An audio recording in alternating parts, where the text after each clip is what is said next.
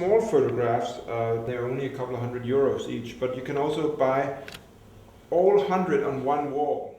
Kristian von Hornsleth est un artiste danois. En 2006, il s'est rendu en Ouganda pour proposer aux habitants d'un village d'adopter officiellement le nom d'Hornsleth en échange de cochons. Ce projet humanitaro-artistique a suscité de nombreuses controverses et c'est justement ce que cherche Kristian Hornsleth, car l'art doit bousculer les règles établies.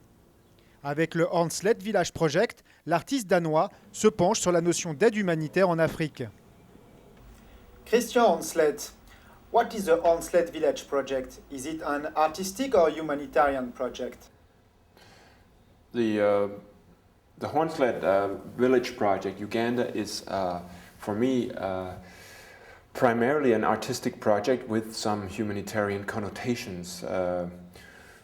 I think the project began a long time ago from my interest in conceptual art.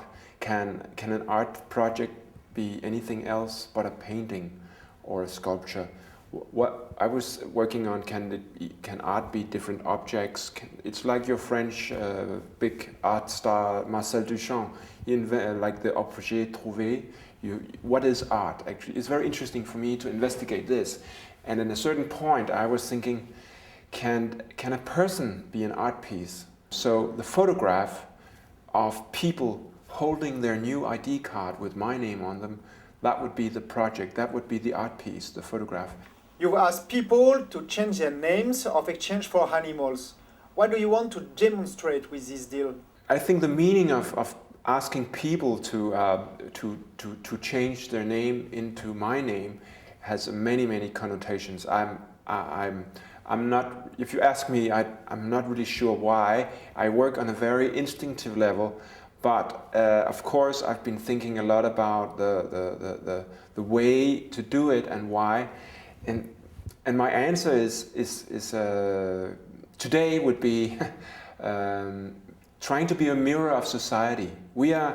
I'm provoked by the way that I hear all these stories since I was a kid, that Africa is going down, and they can't do anything, and we put millions and millions of euro into Africa and it's still poor. I mean, what's going on? I mean, there must be a way. So I was trying to confront myself with this project, together with the artistic project, in order to make a new platform where conceptual art can meet politics. Don't you think that this deal is also a kind of exploitation? Well, it's actually the whole issue of exploitation is part of the art project. I'm also trying to raise the subject of exploitation. Who's exploiting who? I mean, the government of Uganda, they don't have interest, they don't have money, or they don't have time to take care of these villages. They just totally left to themselves. And I stick to two arguments. The people I was dealing with are over 18 years old, and we have a agreement, a contract, and that's it. And they say yes, I say yes. But that smells like neocolonialism, doesn't it? I think we never left colonialism. I think it's always been there and it will always be there, because we need Africa for the resources and they need us for our money. It's like we are helping them, but we take all the business later. Of course, we are aggressive capitalists.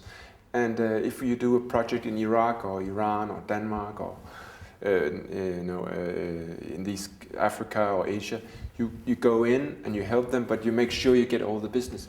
It's never going to change unless you change the way of thinking how to invest in these countries.